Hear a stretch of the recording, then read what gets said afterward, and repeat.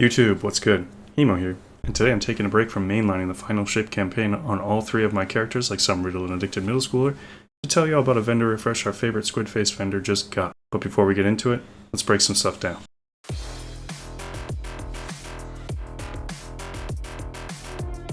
Bungie promised Azure rework a few months back, and it looks like they've actually delivered, as his inventory genuinely looks pretty interesting. As you know, legendary shards have been deprecated with the launch of Final Shape, so Azure's preferred currency is the Strange Coin, just like it was in Destiny 1, though it's a lot more expensive now.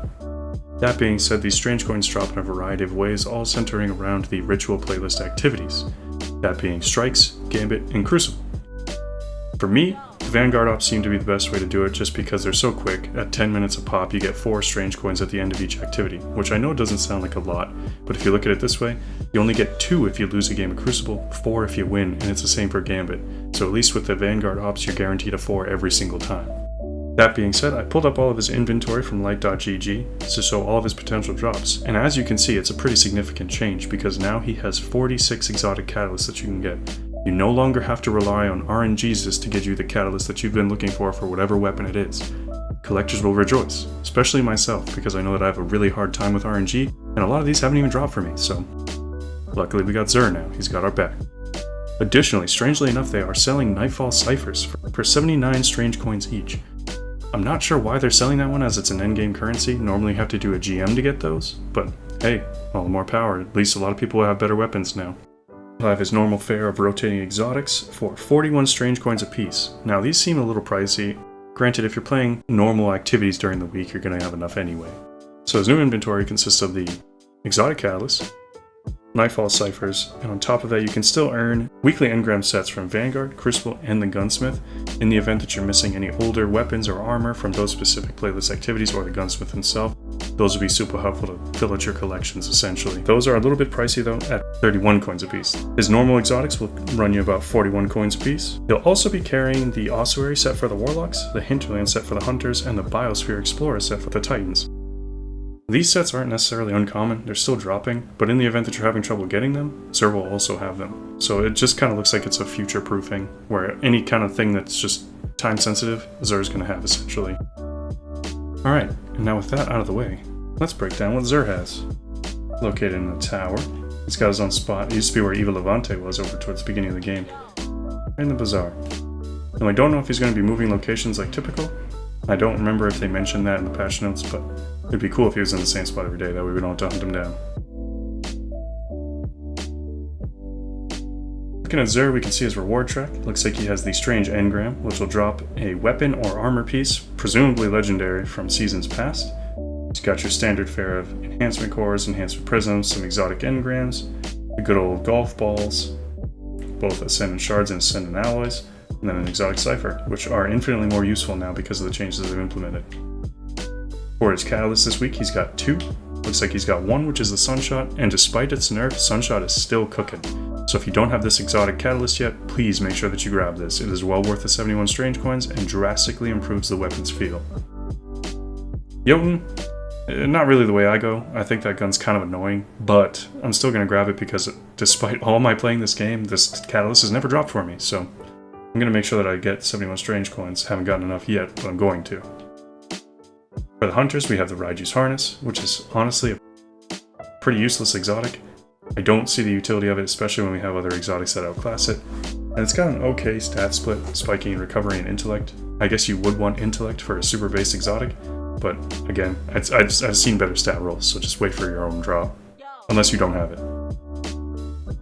For the Titans, we have Lion Rampant, which makes for some pretty fun AC-130 builds in the Crucible, and makes jumping puddles pretty much a joke, as long as you have these boots on. That being said, the stat spike on them is pretty bummy. I would not wear these in PvE unless it's like just a meme, and in Crucible you can definitely do better. For our Warlocks, we have the Verity's Brow, which increases your grenade strength with weapon final blows, and I think they did not necessarily buff it, but reword it so that it's a little bit easier to proc. With a little bit of build crafting, this thing is a monster. Stat split is not so great with it spiking in intellect and then kind of mid everywhere else. I'd wait for a better one, specifically one with higher discipline. But again, if you don't have it, pick it up. This week is the neglected playlist Gambit Engram. So I know that you're not playing Gambit because nobody's playing Gambit. In the event that you don't have a Gambit drop, make sure that you spend those. if you want anything from his loot pool anyway. One of his new categories is his strange offers. Let's check it out. As a favor of the 9, and if you spend, you don't have to spend 47 on this specifically, but if you spend 47 strange coins, you then get a loyalty of the 9.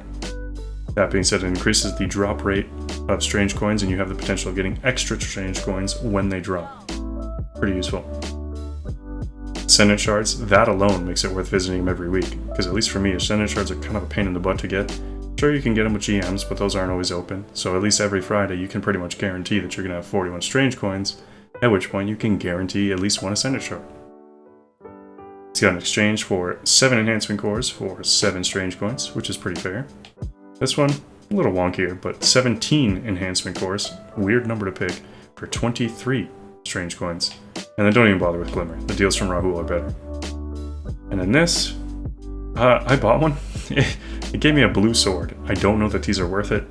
Maybe they will be in the future, but not right now, I'd say pass. And then finally, we have his standard fare of exotic weapons, legendary weapons, and then his reprised legendary armor sets. Let's take a peek. So we have the Hawk Moon with a fluted barrel, alloy magazine, surplus, and heavy grip.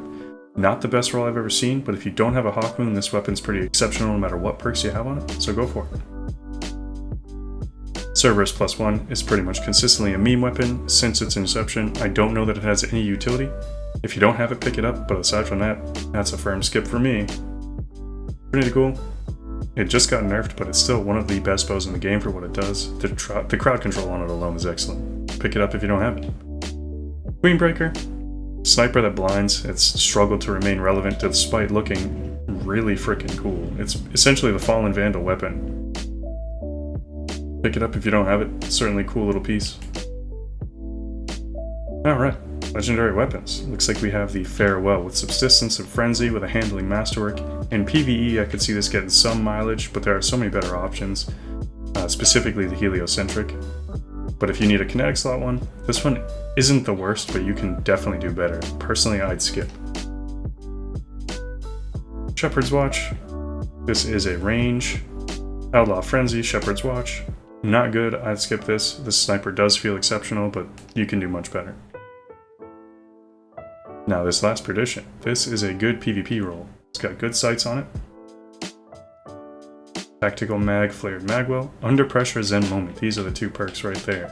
This alone, plus its range masterwork, will kind of push it out to those extended ranges, and I think you'd genuinely enjoy using this weapon, especially considering all the buffs that Bungie just gave pulse rifles. This one is solid. Recommend picking that up. Fusion Rifle, Slideways is pretty good, Unrelenting is good in PvE. You might be able to pick this up, but I'd probably skip, unless you really like the aesthetic. Steel Sibyl, don't even bother. Just in case, this is the only sword here that has the potential, just because now you can enhance these perks, so Incandescent makes it a pretty good argument for crowd control. I'd strongly recommend looking into this one if you don't already have a solar sword. This one could be pretty good. Crown Splitter is a pretty nice weapon. It used to be exclusive to Titans, I'm pretty sure it still is, but it has one of those special slam animations, it causes like an AoE effect. If you don't already have it, pick it up to at least have one. And then one of the favorite armored sets was from a really good time in Destiny during the Menagerie. We have the Opulent Duelist set, and it's the same for the Hunters and Warlocks. If you don't have this, pick this up, even if it's just for the Transmog, but I will say the stat rolls on them do look pretty nice, so it might be worth grabbing either way. That being said, we took a look into Xur's inventory. Everything seems to check out, and I'm glad that we got this vendor refresh. It's actually pretty nice. Xur is worth seeing now. We also stream every Thursday and Friday at twitch.tv/hemoplasm. Stop by and check us out. Maybe you'll have a good time. Till next time, catch y'all later.